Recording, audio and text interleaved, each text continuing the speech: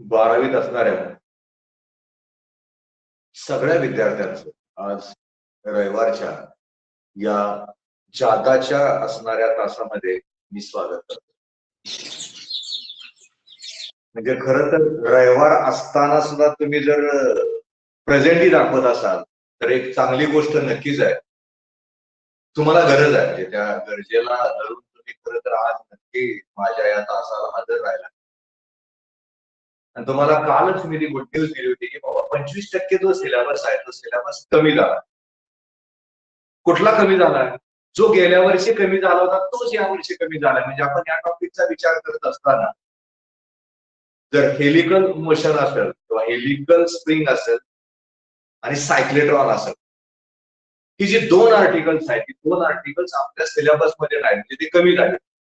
त्याचा आता जास्त विचार करायची गरज नाही. आणि आपण आता या क्षणाला जर बघत गेलो, म्हणजे मी जर समजा सीईडीच्या वर्गाचा विचार करायचं ठरवलं तर त्यांचा जो इलेक्ट्रोमॅग्नेटिक इंडक्शन नावाचा टॉपिक शेवटच्या वळणावर आणलाय किंवा शेवटच्या आर्टिकलला घेऊन आलोय. जे मी शिकवलं नव्हतं ते सिलेबस मध्ये कट झालंय. म्हणजे मला अगोदरचा अंदाज आल्यासारखा त्यामुळे मी तात्पुरतं बाजूला ठेवलं होतं. पण झालं ना कमी, काय अडचण नाही ना. त्यामुळे सीईटीच्या वर्गाचा विचार करायचा झाला तर तुमचा करंट इलेक्ट्रिसिटी झालाय, इलेक्ट्रोमॅग्नेटिक इंडक्शन 1-2 तासावर आलाय, magnetic field due to electric current आता जो टॉपिक आहे तो पण शेवटच्या स्टेजला आहे. म्हणजे अजून 1-2-3 तास जर आपण घेतले असते तर हाही टॉपिक संपला असता. राहतं काय आपलं तर याच्यावरची एक्झाम्पल्स आणि याच्यावरचे एमसीक्यूज. सीईटीच्या वर्गाला एमसीक्यूज आहेत. म्हणजे आपण यानंतर ज्यावेळेस माझ्याकडे अजून एक टॉपिक आहे तो थर्मोडायनामिक्स आहे, त्यातली बरीच आर्टिकल कटच आहे. त्यामुळे तसा विचार करायचा झाला तर आपण बऱ्यापैकी त्या सिलेबसच्या एंडपर्यंत चाललोय. म्हणजे माझा विचार केला तर कुठेही न पळवता तुमच्यापर्यंत जाऊन तुमच्याकडनं नोट्स तयार करून एका व्यवस्थित ट्रॅक मधनं आपण या टॉपिकला, या सिलेबसला या वर्षाकरता पूर्ण करतोय. ज्यावेळेस आपण ऑफलाईन मेथडनं समोर येऊयात तेव्हा याची एक्झाम्पल घेऊयात, तेव्हा सीईटी एमसीक्यू सुरू करूयात. तो वेळ पण अजून भरपूर आहे, लांब परीक्षा आहे तुमची. म्हणजे मला भरपूर स्पॅन सापडणार आहे की जेणेकरून तुमच्याकडनं परत तयारी करून घेणार आहे. आणि नक्की तुमच्यासाठी मी डिवोटेड आहे. म्हणजे आज विचार करायचा झाला तर रविवारी कोण शक्यतो घ्यायचा प्रयत्न नाही करत. मला वाटतं रवी पाटलांचा एक तास मला दिसतोय आता सध्या झालेला सकाळचा. अदरवाईज बाकीचे कोण प्रयत्न करत नसताना सुद्धा मी का प्रयत्न करतोय, मी का तुमच्यासाठी करतोय, तर मला माहिती आहे बाबा की बाबा या विद्यार्थ्यांना गरज आहे. जे रोज आहे, जे रेग्युलर आहेत त्यांना शिकायचं आहे, त्यांना काय त्यांना ऑफलाईन पण बसायचं आहे, त्यांना असं कंटाळा आलाय घरात. इलाज नाही ना, पण एक्सक्यूज नाही. जोपर्यंत शासन आणि सांगली जिल्ह्याचा विचार करायचा झाला तर सांगली जिल्ह्यामध्ये पेशंट अजून कमी नाही, अजून हाय रिस्क मध्ये आहे. त्यामुळे माझ्या अंदाजानं अजून तरी 1-2-3 महिने कॉलेज सुरू नाही होत. तोपर्यंत आपण जर नाही झाला आपला तर आपलं सीईटी चालू करणार, मी पीडीएफ पाठवणारच आहे, त्याचं प्रिंट आउट काढायचं, डिस्कशन सुरू करणार आहे, डेली सुरू होणार आहे आपलं, काय प्रॉब्लेम नाही. माझा ट्रॅक मी असाच चालवणार आहे. पूर्ण गेला आठवडा मी एकही दिवस ऑफ नाही घेतलेला, लक्षात असेल, नॉट अ सिंगल डे. म्हणजे सोमवार पासून शनिवार पर्यंत घेतलंय मी, प्लस रविवारी पण घेतलंय मी, ऍड केलंय. का तर मला तुम्हाला सिलेबस न पळवता संपवायचा. परत एकदा तुमचं सगळ्यांचं स्वागत करतो आजच्या रविवारच्या तासात. काल ज्या आर्टिकलला आपण सुरुवात केली होती त्या आर्टिकल आज आपण पूर्ण करतोय. एका वेगळ्या पद्धतीने ते आर्टिकल आपण बघतोय आणि आर्टिकल आपण बघत असताना उत्तर कशाचे काढायचे तेही बघा. असं समजा की माझ्याकडे या पद्धतीने असणारे 2 कंडक्टर्स आहेत. कालचा व्हिडिओ जर बघितला असेल तर त्याच्यामध्ये नक्की येते एक पीक्यू आहे आणि दुसरा जो आहे तो म्हणजे आरएस आहे.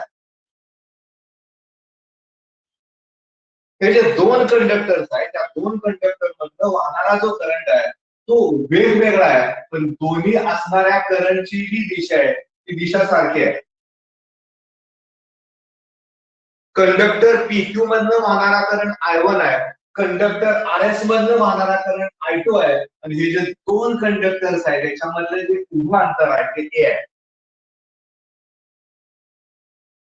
काय करायचं आपल्याला तर हे जे 2 करंट कॅरिंग कंडक्टर्स आहेत ते एकमेकावर कुठला फोर्स तयार करतील त्याचं मॅग्निट्यूड काढायचंय, त्याचं उत्तर काढायचं. पण ते उत्तर काढत असताना पहिल्यांदा आपण विचार केला त्या ठिकाणी तिथं असणाऱ्या कंडक्टर BQ मुळे ए या अंतरावर तयार होणाऱ्या मॅग्नेटिक इंडक्शनचा कुणाला कालचं आठवत असेल तर मला पडदिशी सांगा. V1 इज इक्वल टू काल मी काय लिहिलं होतं? I1 2 pi a. I1 upon 2 pi a. एक कोणतर सांगा रे. Mu 0 I1 upon 2 pi a. 0 I1 upon 2 pi a. μ0 I1 upon 2 पाय a. करेक्ट आहे. मला ते येते किंवा तुम्ही लिहिला असेल का व्हिडिओ बघितला असेल. परत मी सांगितलं होतं या कंडक्टरला जर असं धरलं आपण असं धरलं तर ही जी बोट आहे हा अंगठा म्हणजे खरं तर मॅग्नेटिक फील्ड करंटची दिशा आहे आणि ही जी गुंडाळलेली बोट आहे ती आपल्याला मॅग्नेटिक इंडक्शनची दिशा दाखवतात. त्यामुळे त्या ठिकाणी तिथं असणारं ते जे मॅग्नेटिक इंडक्शन आहे ते या पद्धतीनं खालच्या दिशेला आहे. त्याला आपण नाव दिलं V1.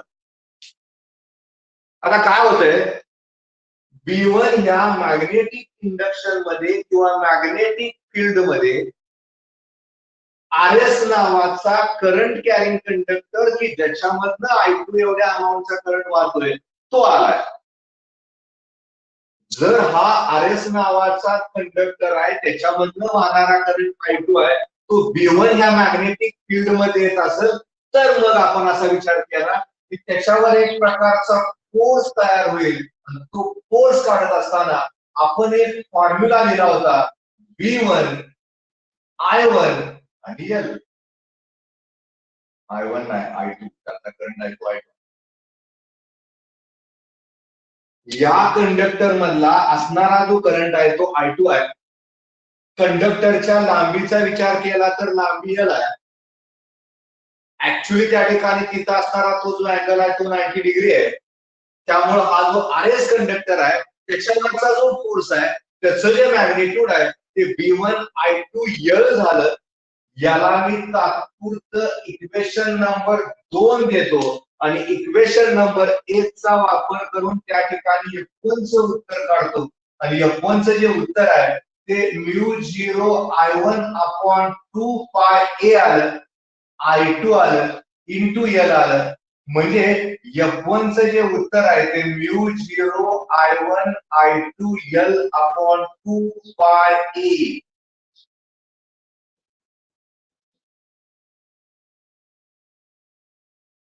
जर आपण फ्लेमिंग्स लेफ्ट हँड रूलचा विचार केला याचा विचार केला मी तुम्हाला काल पण सांगितलं होतं आज पण सांगतोय हे दोन नियम करेक्ट समजून घ्या. या टॉपिकसाठी गरजेचे आहे.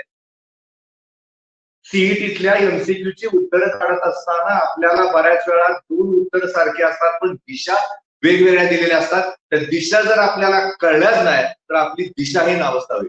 समजून घ्यायचं. म्हणजे हे इंडेक्स फिंगर आहे हे मिडल फिंगर आहे हा अंगठा म्हणजे थंब आहे. तिघच्या तिघ एकमेकाला परपेंडिक्युलर आहेत. आता जे बोट मी हलवतोय जे इंडेक्स फिंगर आहे ते मॅग्नेटिक इंडक्शन म्हणजे फील्डची दिशा सांगतंय. हे जे मधलं बोट आहे ते करंटची दिशा सांगतंय. तर हा जो ताणलेला अंगठा आहे तो त्या ठिकाणी तिथं असणाऱ्या फोर्सची दिशा सांगतोय. त्यामुळे या कंडक्टरवरचा जो फोर्स आहे त्याची जी दिशा आहे ती दिशा आतल्या बाजूला असेल. त्याला मी सिम्बॉलाइज केलं I1. म्हणजे आपण जर हे दोन कंडक्टर घेतले तर या कंडक्टरवरचा जो फोर्स आहे तो असा आतल्या बाजूला असेल इकडच्या बाजूला असेल. मग आपण आता असा विचार करूया हा कंडक्टर RS आहे याच्यामधनं वाहणारा करंट I2 आहे. तो या असणाऱ्या कंडक्टरवर एक प्रकारचं मॅग्नेटिक फील्ड म्हणजे इंडक्शन तयार करत. त्या इंडक्शनला मी जर समजा सिम्बॉलाइज करताना V2 केलं तर वरच्याशी तुलना करून V2 ची किंमत नक्की तुम्ही सांगू शकता. सांगा मला V2 ची किंमत किती असेल?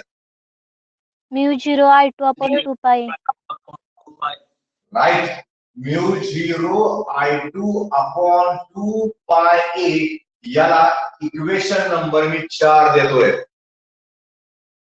आता काय होईल यानं तयार केलेलं जे मॅग्नेटिक फील्ड आहे आता दोघांच्या जरी दिशा सेम असल्या तरी लक्षात ठेवायचं हा कंडक्टर आहे याच्यामुळे तयार होणारे जे मॅग्नेटिक इंडक्शन आहे ते असं असेल त्याला काढलेली जी टँजंट आहे ती मॅग्नेटिक इंडक्शनची दिशा सांगेल. त्यामुळे इथं जर आपण बघितलं तर याची जी दिशा आहे ती दिशा वरच्या बाजूला असेल. त्याला आपण नाव देऊन टाकूया V2. हे अनेकांना लक्षात नाही की सर दोन्ही मधनं करंट तर एकाच दिशेला वाहतं, मग एक खाली एक वर का? तर ते समजून घेताना असं दोन कंडक्टर समजायचे असे, त्याच्यामध्ये मी आहे असा या आता उजव्या हातात माझा जो कंडक्टर धरलाय त्याच्या करंटच्या असणाऱ्या ज्या मॅग्नेटिक लाईन्स ऑफ फोर्स आहेत त्या अशा आहेत. म्हणजे याचा विचार केला तर त्या अशा आल्या, याची दिशा वर आली, याची दिशा खाली आली. त्यामुळे या ठिकाणी इथं असणाऱ्या मॅग्नेटिक फील्डची जी दिशा आहे ती त्या ठिकाणी बरोबर व्हर्टिकली अपवर्ड आली.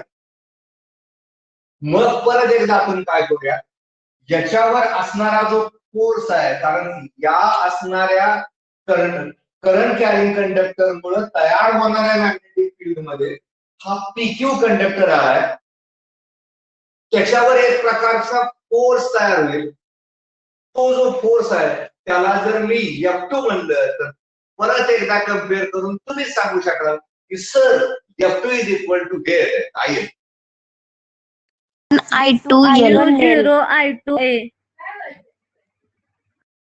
I1L B2 I1L I1L correct. B2 I1L येईल.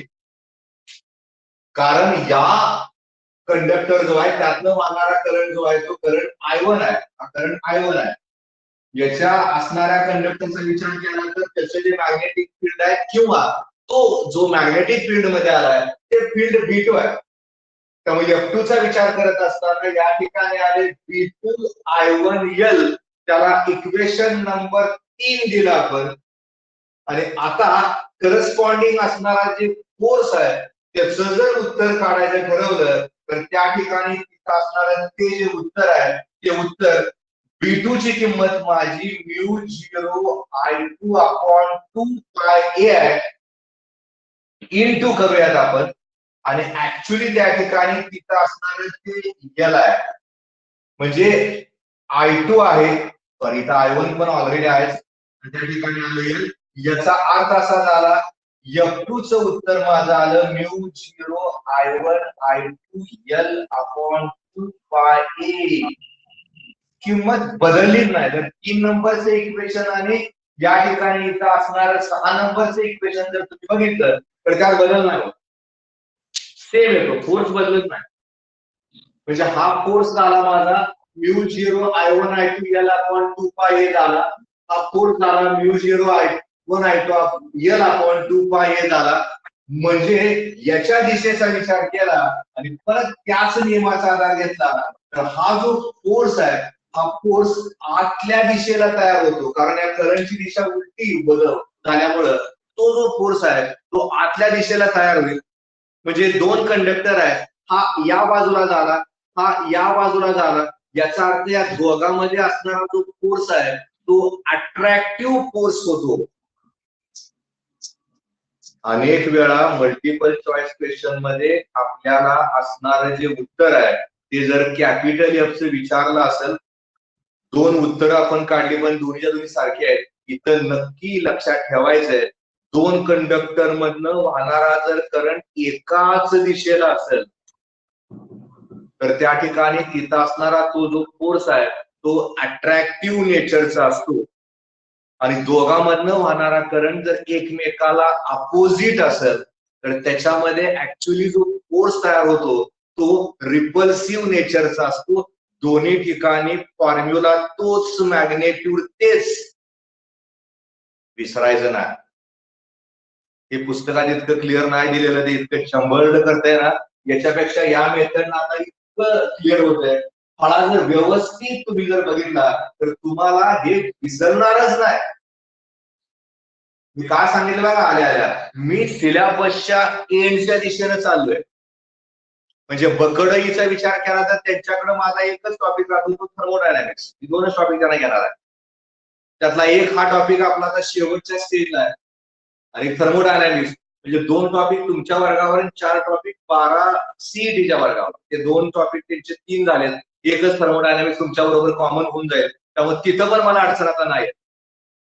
कॉमनला थर्मोडायनामिक्स मी घेणार आहे जर समजा सीईटी असंच ऑनलाईन चालू झालं तर, आणि ऑफलाईनला ज्यावेळेस येईल त्यावेळेस मग मल्टिपल चॉईस क्वेश्चन आणि न्यूमेरिकल नाही झालं तर सुद्धा सीईटीच्या वर्गासाठी तिथं असणारे ते जे न्यूमेरिकल्स आहेत ते मी ऑनलाईन मेथडनं सुरू करणार आहे. तुम्हाला पीडीएफ पाठवणार आहे, प्रत्येक टॉपिकचं एमसीक्यूचं पीडीएफ घरच्या घरी आपण प्रिंटर किंवा शेजारच्या झेरॉक्स मधून त्याचं प्रिंट आउट काढून आणायचं किंवा वहीवर लिहून काढायचे ते मल्टिपल चॉईस क्वेश्चन. रोज एक 20 एमसीक्यूज आपण डिस्कस करणार आहे. प्रचंड फायदा होऊन जाईल, घेणारच आहे, ते जास्त गरजेचं आहे. थिओरिटिकल मार्काला पण किंमत नाही देत, आता भरपूर मार्क मला पडणार आहे. काय अर्थ आहे त्याला? ऍब्सोल्युटली अर्थ नाही. त्यांची जेईची परीक्षा, नीटची परीक्षा, सीईटीची परीक्षा ह्याच्याशिवाय आता पुढे लाईफ नाही. आता बीएससी ला पण सीईटी होईल, प्रत्येक ठिकाणी सीईटी आहे. या मार्कावर कुणाचाही विश्वास नाही. 10वीच्या मार्कावर सुद्धा यावर्षी विश्वास कुणाचा आहे तेव्हा नाही. सीईटी आहे त्यांची 21 तारखेला. त्यामुळे लक्षात ठेवायचं, तुम्हाला न्यूमेरिकल हे कळावं लागते. बेस क्लिअर झाला तर पुढचे येते. त्यामुळे आपण या पद्धतीनं त्या ठिकाणी तिथं असणारं ते उत्तर लिहितोय, उत्तर काढतोय. मी फळ्यावर आर्टिकलचं नाव लिहिलंय, डायग्राम काढा, त्याच्या खाली मी जे लिहून देतोय ते तुम्ही मला झाल्यावर डायग्राम सांगा, मी लिहून देतो. मग आपण हळूहळू खाली लिहित जाऊया म्हणजे जास्त लक्षात येईल.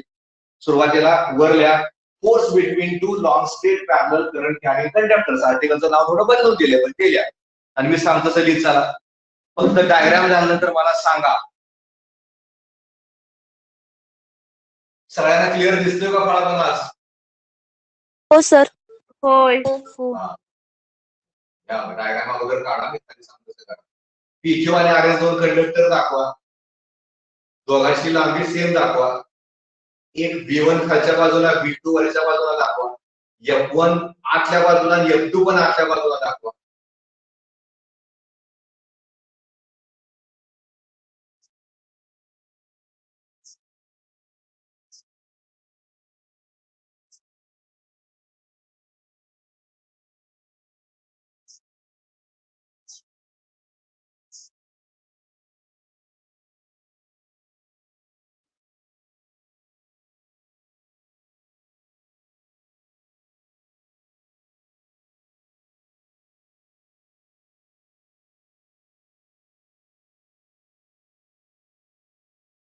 सर इथं फोर्स अपोजिट आहे म्हणल्यावर रिपल्सिव्ह ना?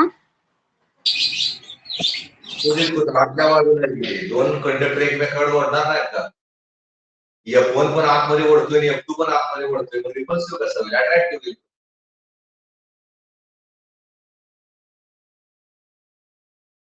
दोन्हीच्या दिशा आतल्या बाजूला. रिपल्सिव्ह म्हणजे दोघं एकमेकापासून दूर जाणं, अट्रॅक्टिव्ह म्हणजे एकमेकाकडे ओढलं जाणं. एकमेकाकडे ओढले जाते.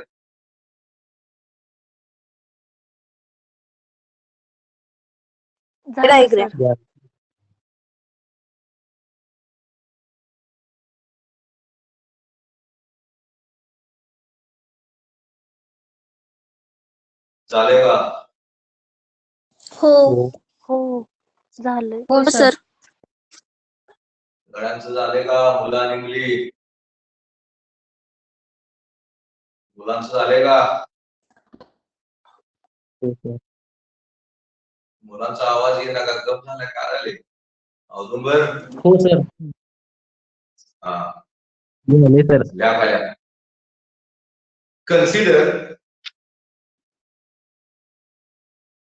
consider two TW मधलं two straight STRAIGST two straight long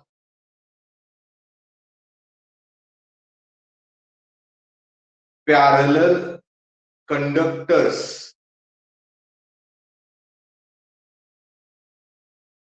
two long parallel conductors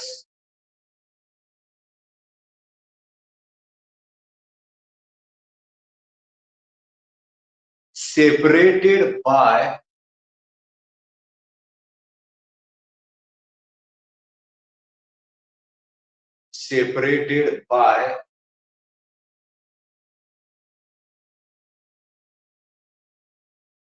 a distance a, small a.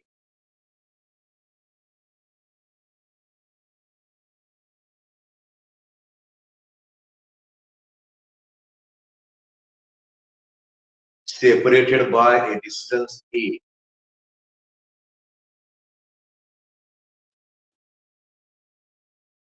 Let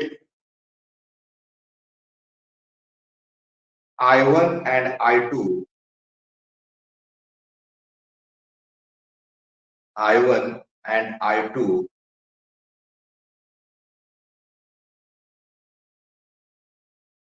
are the currents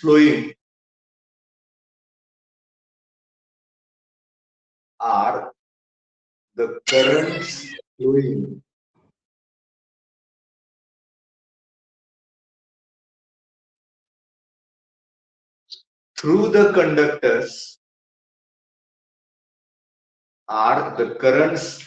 through the conductors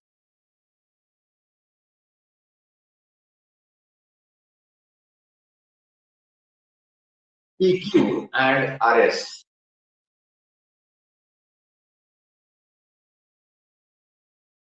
Currents flowing through the conductors PQ and RS.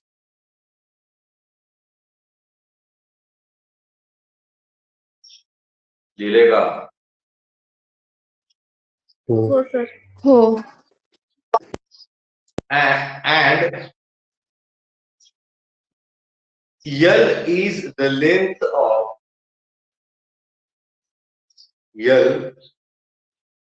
the length of each conductor.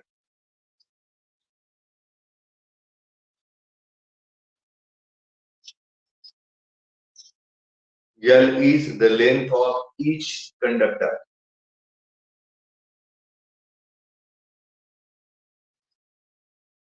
खालच्या वगैरे आहे. If B1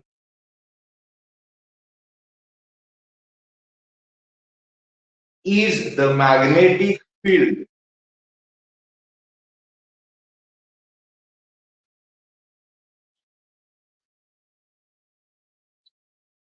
due to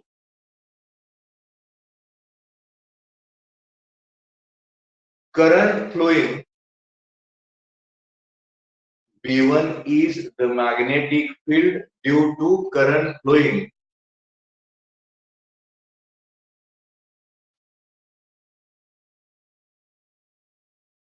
through the conductor PQ.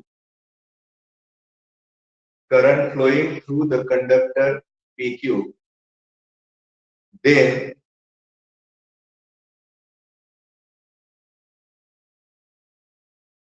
here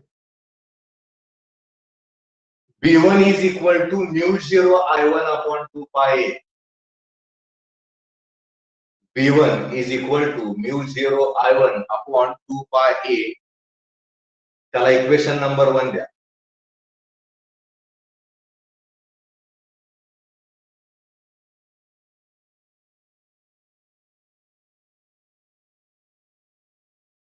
दिलाय का? हो sir. हो. आता खाली लिहा. If F1 capital लिहा, F1 is the force acting on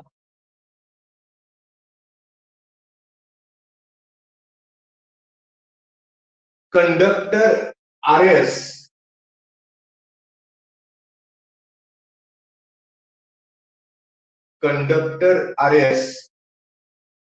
then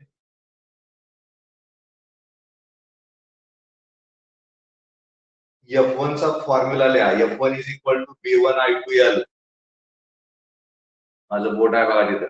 F1 is equal to B1 I2L.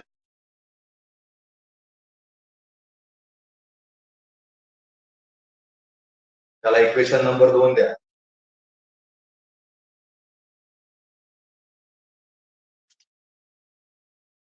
आणि therefore म्हणा आणि हे इक्वेशन लिहा. F1 is equal to mu 0 I1 upon 2 pi I2L. हे लिहा. माझं बोट आहे बघा.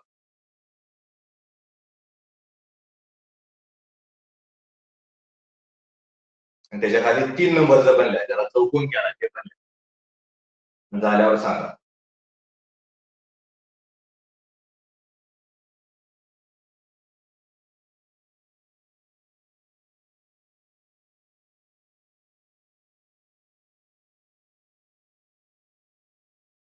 झालं सर. झालं सर. सगळ्यांचं झालंय का? हो सर. हो सर. हो सर. एक वाक्य आहे. This force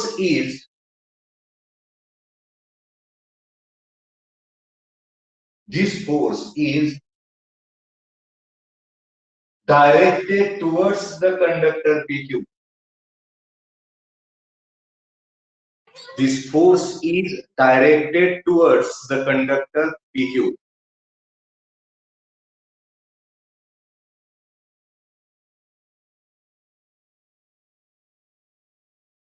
This force is directed towards the conductor PQ.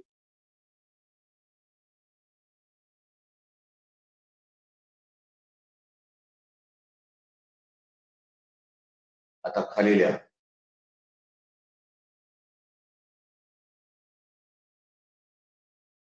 If B2 is the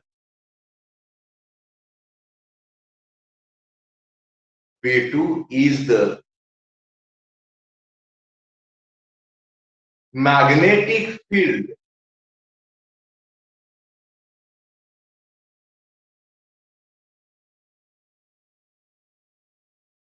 due to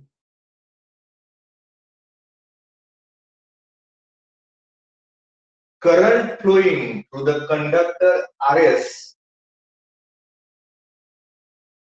due to the current flowing through the conductor RS,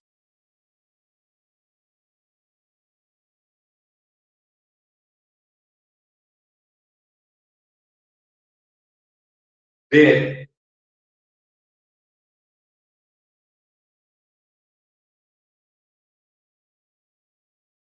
B2 is equal to mu 0 I2 upon 2 pi A.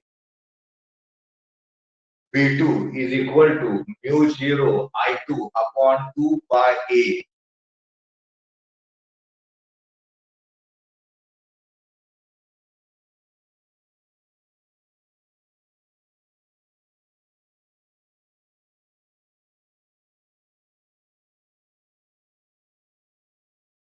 The direction of this magnetic field is the direction of this magnetic field is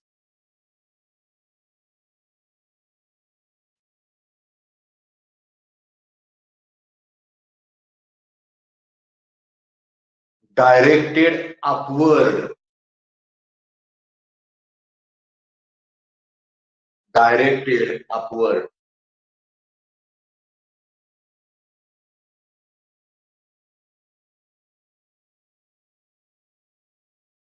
झाले का लिहून? हो sir. हो sir. हो sir. If F2 परत capital F2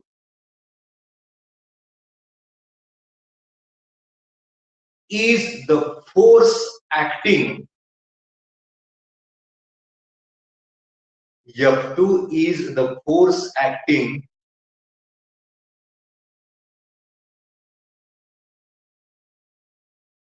on conductor PQ.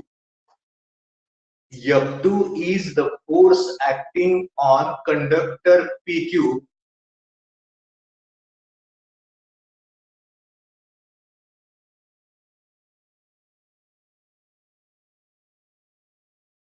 Then हा formula लिहा. F2 is equal to B2 I1L. F2 is equal to B2 I1L.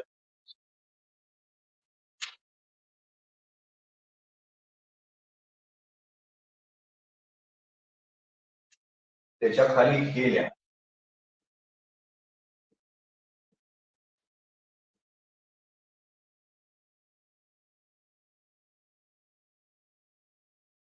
F2 is equal to mu 0 I2 upon 2 pi I1L. मी जिथं बोट ठेवलंय दिल्या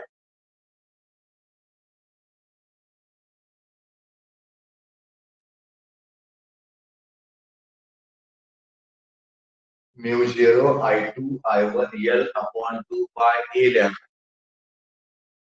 त्याच्या खाली हे लिहून टाका म्यू 0 I1 I2L अपॉन 2 पाय A. नंबर 6 चं equation.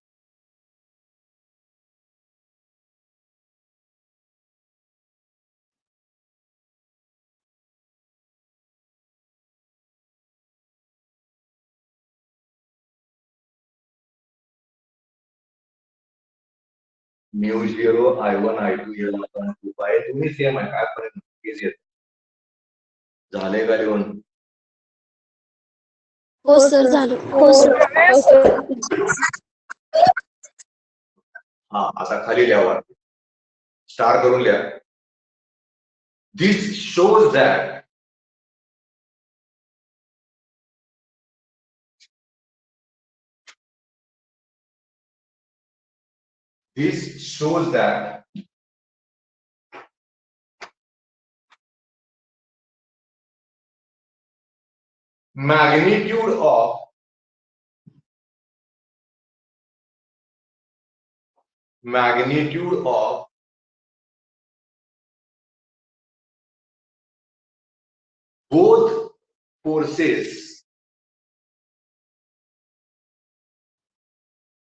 magnitude of both forces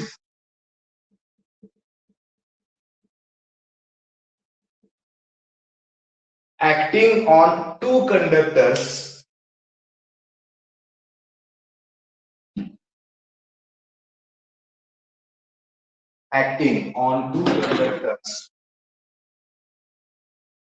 is same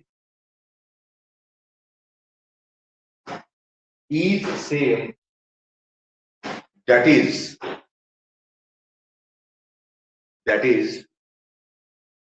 capital F is equal to mu 0 I1 I2L upon 2 pi A.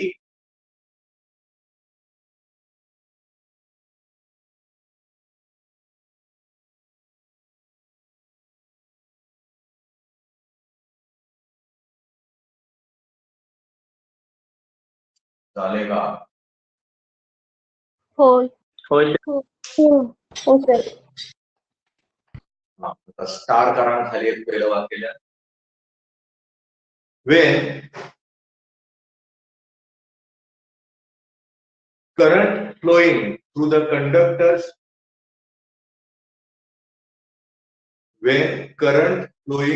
conductors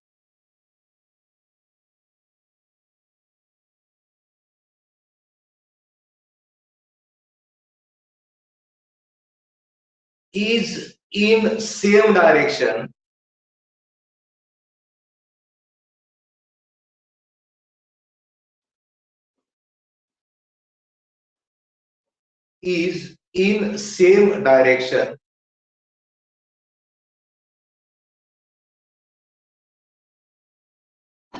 nature of the force is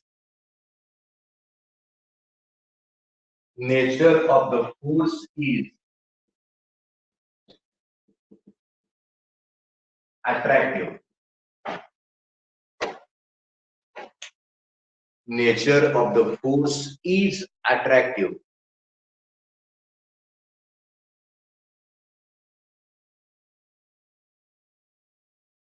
आणि खाली काय करायचं अपोजिट शब्द टाकायचा आणि इथं रिपल्सिव्ह लिहून अगोदरच्या वाक्याची तुलना करून लिहून टाकायचं. दुसरं वाक्य जिथं सेम आहे तिथं अपोजिट डायरेक्शन लिहा, जिथं अट्रॅक्टिव्ह आहे तिथं रिपल्सिव्ह लिहा. अजून एक वाक्य आहे ते नंतर सांगतो, अगोदर हे वाक्य लिहून काढा तुम्ही मनानं. लिहा वाक्य झाल्यावर मला सांगा.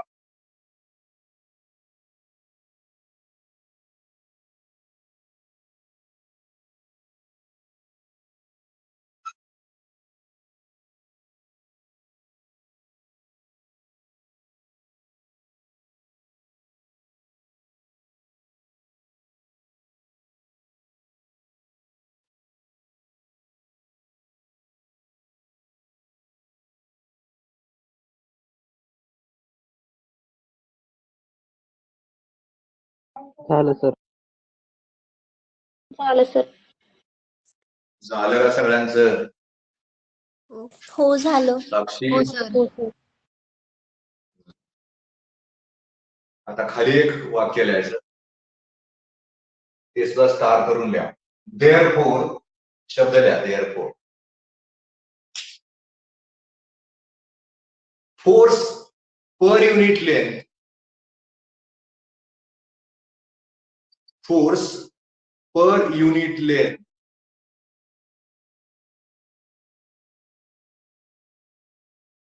acting on each conductor,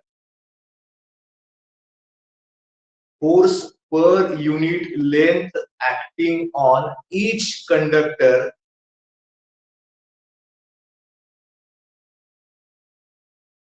is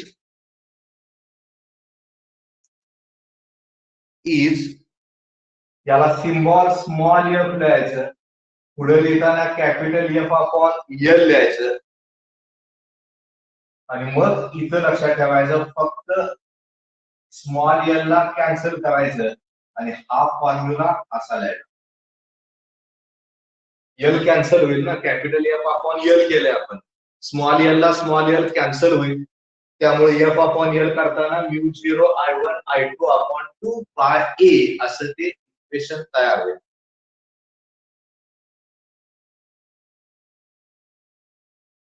capital F म्हणजे नुसता फोर्स आणि स्मॉल एफ म्हणजे F upon L, small L ला स्मॉल एल कॅन्सल झालं, म्यू 0 I1 I2 अपॉन 2 पाय ए नावाचं उत्तर आलं स्मॉल एफचं.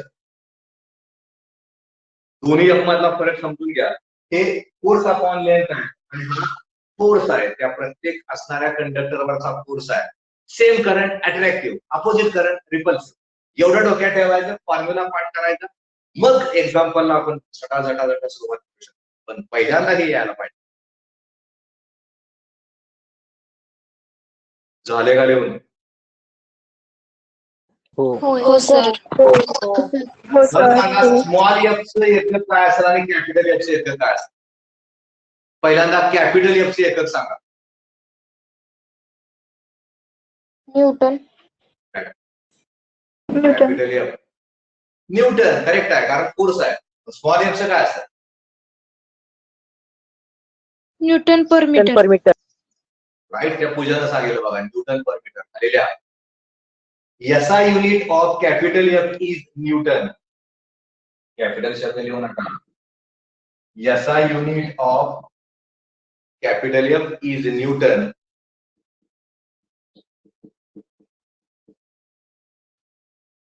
त्याच्या खाली लिहायचं SI unit of small F is newton per metre.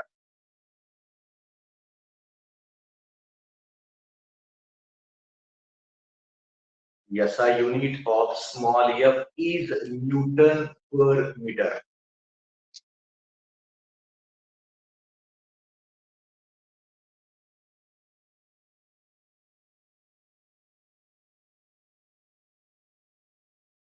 झाले का?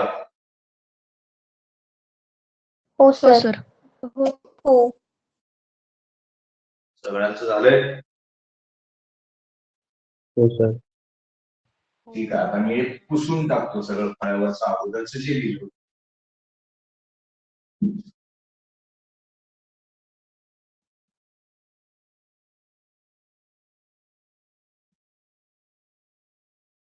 आणि आता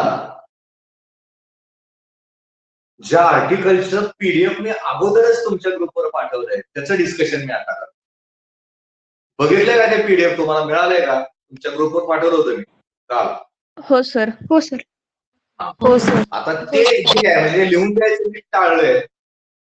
ते का पाठवलंय? ते पुस्तकात इतकं काहीतरी अवघड करून दिलंय, उत्तर तेच आहे, फक्त पद्धत बदलली आणि त्यांनी कॉम्प्लिकेशन्स केले. ते कसलंच कळणार नाही. ते सिलेबस मधनं कट झाले का? नाही झालेलं कट. ते काय करायचं आपल्याला ते पण महत्वाचं आहे, कुठलं उत्तर काढायचं तेही महत्वाचं आहे. आत्ताचं जे उत्तर आपल्याला काढायचं आहे ते जे उत्तर आहे ते ऍक्सियल पॉइंटला करंट कॅरिंग कॉइलचं मॅग्नेटिक फील्डचं उत्तर किती असेल ते काढायचं आहे. काल काय केलं बघा, आर्कच्या सेंटरला मॅग्नेटिक फील्डचं उत्तर आपण काढलं होतं. कुणाला आठवतंय का तो फॉर्म्युला आर्कचा? कालचा फॉर्म्युला लिहून घेतलेला आपण. B is equal to mu 0.4 nu pi zero R into theta. अजून कोणतर सांगा, एकानं कोणतर सांगा. पूजा सांग. B is equal to mu 0.4 pi into I upon R into theta. आता सर्क्युलर कॉइलच्या सेंटरला मॅग्नेटिक फील्डचा पण आपण फॉर्म्युला केला होता. थिटाची किंमत 2 पाय घालून. किती आलं उत्तर त्याचं? B is equal to mu I upon 2R. mu 0 I upon 2R. हा, म्यू 0 आय अपॉन 2R. हे दोन उत्तर जरा डोक्यात पाठ केले. आता काय करायचंय बघा, माझ्याकडे जर समजा त्या ठिकाणी ती सर्क्युलर कॉइल आहे आणि सर्क्युलर कॉइलच्या ऍक्सियल पॉइंटला मला मॅग्नेटिक इंडक्शनचं उत्तर काढायचं आहे, तर ते कसं काढायचं? मी तुम्हाला फळ्यावर पुस्तकात दिले उभी फिगर, मी त्याला काय करतो, आडवं करतो. हा माझा ऍक्सियल पॉइंट पी आहे, हा कॉइलचा सेंटर आहे, यातनं वाहणारा करंट आय आहे आणि तो अँटी क्लॉकवाईज डायरेक्शनला वाहतोय.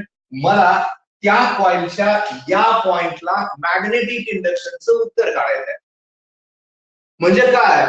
आता असं समजा, सगळ्याला आता माझ्या हातामध्ये रिंग दिसते का सगळ्याला? हो सर. आता रिंग अशी केली बघा, आता त्याला असं बनवलं.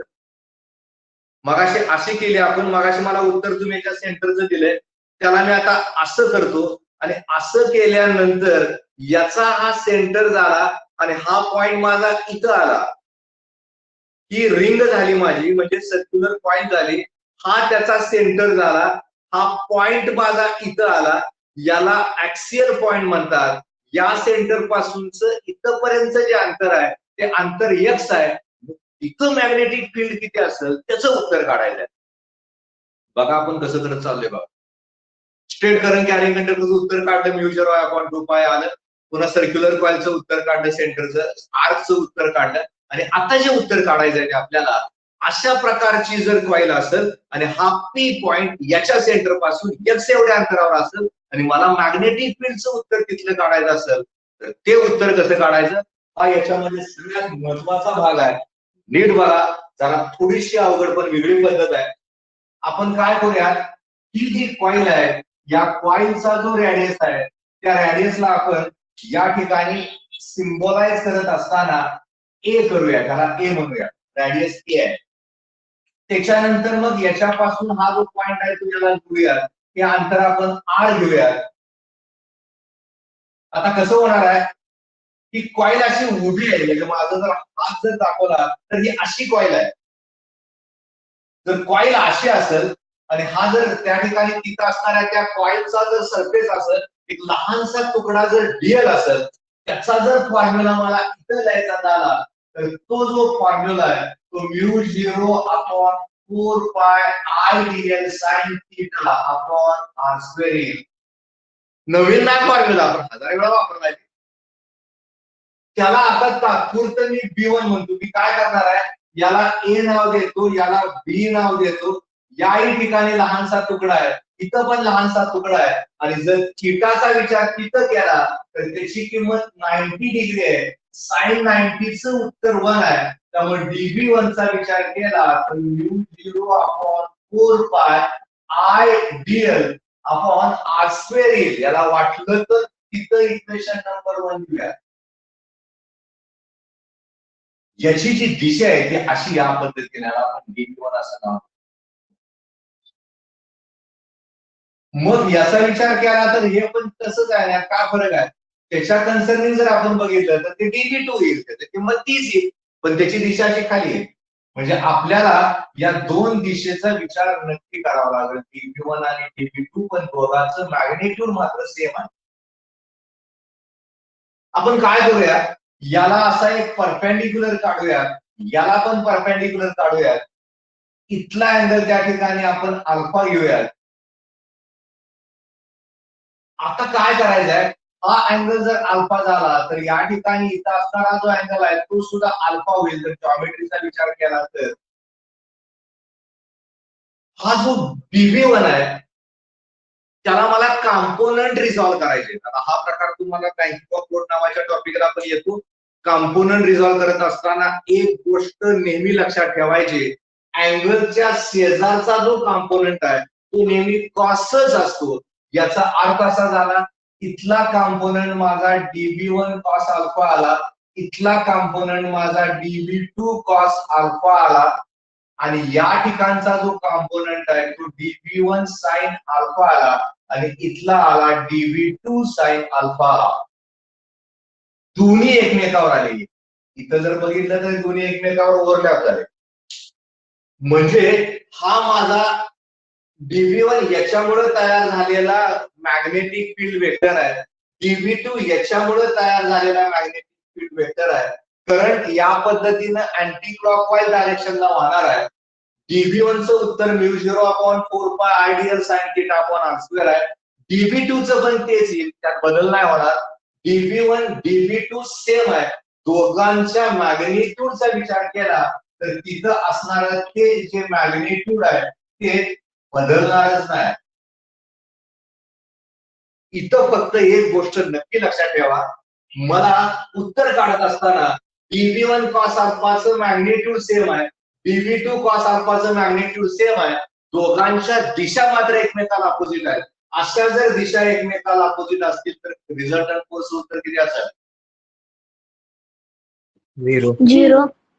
0. एकमेकाला कॅन्सल होतील. एक या दिशेला एक या दिशेला आहे. याचा अर्थ रिझल्टंटचं उत्तर काढताना कुठल्या कॉम्पोनंटचा विचार करावा लागेल, कॉसचा का साइनचा? साइनचा. साइन. साइनचा, कारण त्याच्या दिशा एकसारख्याच आहेत. इथं नक्की लक्षात ठेवा, थोडं समजायला अवघड जाईल पहिल्यांदा, पण एकदा वाचलं क्लिअर होईल.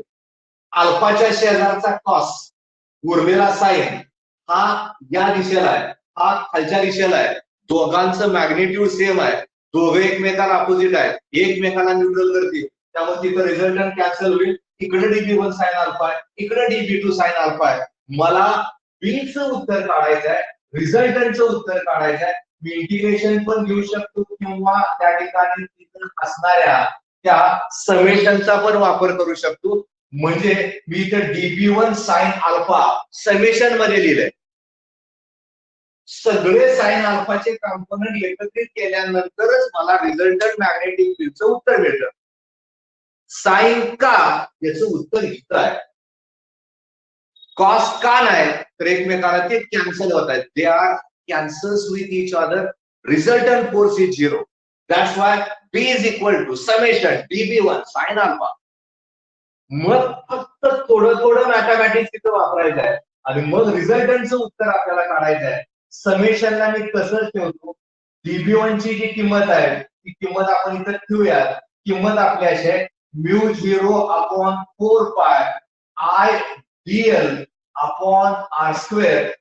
आणि साइन अल्फाचा विचार करत असताना एवढाच ट्रायंगल इथं बघूयात. वाटलं तर याला आपण P असं नाव दिलं होतं. हा बोल्ड केलेला जर ट्रायंगल आपण बघितला आणि साइन अल्फाचा विचार करायचं ठरवलं, साइन म्हणजे समोरची बाजू भागिले कर्ण. मग समोरची बाजू माझी A आहे आणि कर्ण जो आहे तो R आहे. ही A समोरची बाजू आहे, R माझा डायगोनल आहे, त्यामुळे IDL upon r square into A upon R आलं. B इज इक्वल टू करताना ज्या टर्म्स बदलणार नाहीत त्याला आपण समेशनच्या बाहेर घेऊयात. μ0/4 पायला मागे घेऊयात, I घेऊयात, त्यानंतर या ठिकाणी असणार r क्यूब घेऊयात, कारण r स्क्वेअर इंटू r चं उत्तर r क्यूब आलं. एक तसंच राहिलं, फक्त इथं राहतं ते म्हणजे समेशन DL. ते तुकडे आहेत ना, त्याला एकत्रित करायचं.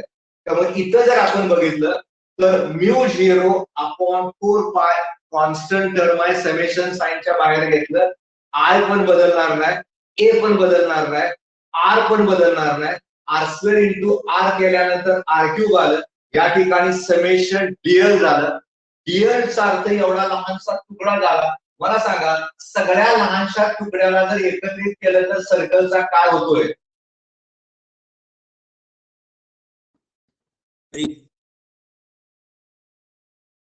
सगळ्या लहानशा तुकड्याला एकत्रित केल्यानंतर सर्कलचा काय तयार होतोय तो, त्याला काय म्हणतो आपण?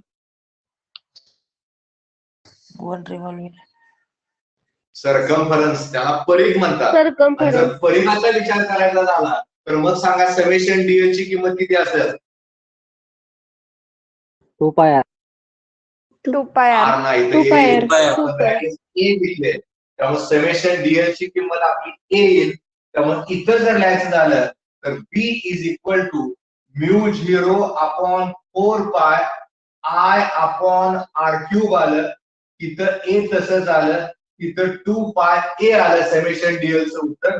त्यामुळे बी चा विचार करताना μ0 upon 4 pi I upon R cube आलं. या ठिकाणी आलं 2 पाय ए स्क्वेअर. इथं पायला पाय कॅन्सल झालं, इथं 2 झालं. त्यामुळे बी चा विचार केला तर μ0 I A square upon 2 R cube आलं. μ0 तसंच राहिलं, पायला पाय कॅन्सल झालं, 2 2 4 इथं 2 आलं, आय आहे ए स्क्वेअर आहे अपॉन आर क्यूब आहे.